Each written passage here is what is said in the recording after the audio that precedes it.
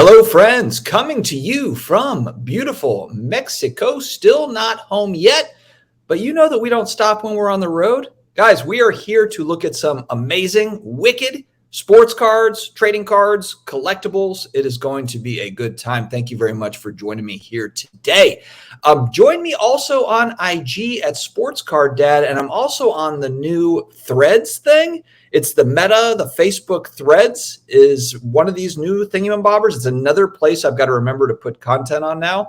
But actually, it's pretty cool. Twitter is very congested for me, and so I like Threads. So definitely connect with me there as well. So guys, we are linked up. The month of July, Hake's Auctions has got some wicked stuff going on, and I want to share some of the amazing stuff that they've got going. Let's just pull it up here one second.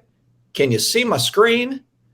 Can you see my screen? Okay, good. All right, first let's pull up a monster in this auction. This is Amazing Spider-Man number 1, 9.6. I think there's actually only 3 of these that exist and 2 9.8s.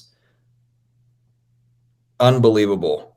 Unbelievable, this thing. So this is, again, going back to the infancy of Marvel Comics. Amazing Fantasy 15 is the first appearance of Spider-Man. And then you've got this one, which is kind of that follow-up issue. There's actually a really good, it's his own title, obviously, Amazing Spider-Man number 1. There's a great documentary on Disney Plus right now called like Stan Lee. It's all about Stan Lee, but it tells the whole story.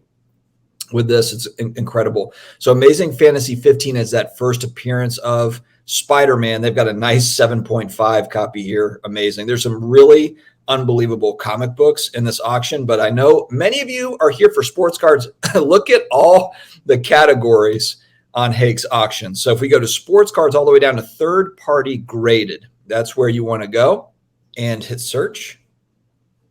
And here we are. I'll put items per page at 100, not 10, right out of the gate. Now, look, the Paul Hornung rookie is nice as well, of course.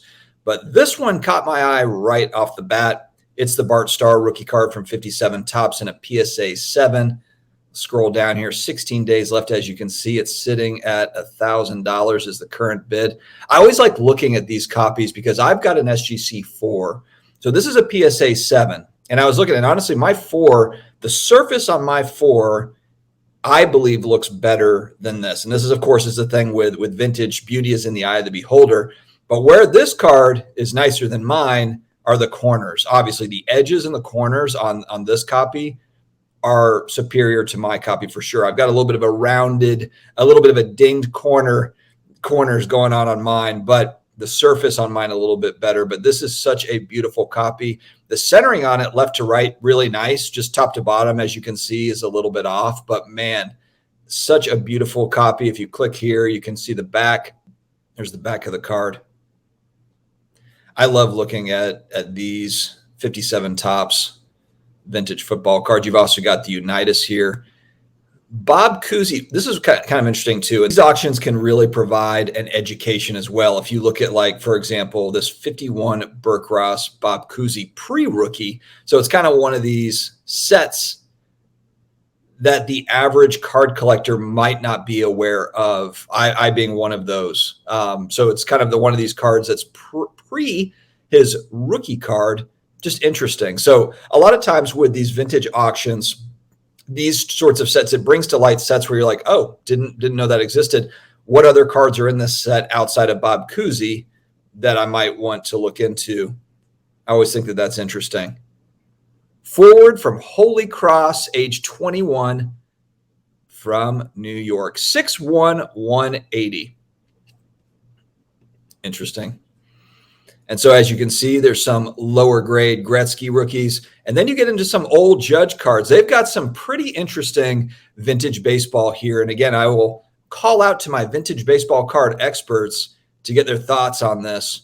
16 days left on the auction. They have kind of a what to expect price, or kind of like a guesstimate on price here to give you kind of an idea. And then, of course, you can go do your own research, double check that on your end. But 1888 Goodwin champions. Some of these sets I have never heard of. Now, again, I am a vintage baseball card novice for sure, but I know a lot of the vintage baseball card collectors really geek out on some of these tough to find sets. And so any sort of feedback in the comments would be great as far as any of these that stick out to you. You've got a Honus Wagner 1909. Let's take a quick look at this one. It's just always so interesting to me. E95, Philadelphia Caramel. This card is one of a set of 25 ball players. Very cool. Very cool. So yeah, as you can see, there is a lot of really interesting pre-war vintage baseball in this set. Whoop. Look at this puppy. We got a Cobb. We got a Ty Cobb. T206 Piedmont 350 Ty Cobb Portrait Red.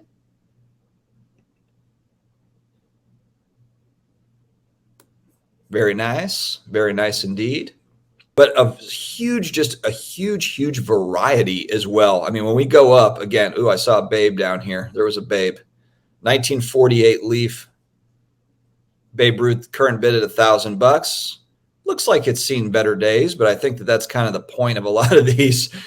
They're not easy to find in general a lot of times. But this is kind of nice too if you're just looking for a copy of the card. That's always I always think about that too. It's like for a lot of collectors out there that are not in, paying 6 and 7 figures for a card, this is for the average collector to me to be able to get a hold of, one of these iconic, 48 Leaf baseball, obviously an iconic set in its own right with Jackie Robinson, this Babe Ruth card. I love the portrait too.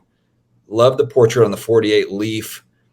And so, this is an opportunity, I think, for the average Joe collector. And look, I'm not saying that these are inexpensive cards, but vintage baseball are just in general expensive, so it's an opportunity, to get something at a fairly reasonable price just to have in the collection. This is cool. 50 Bowman Jackie Robinson.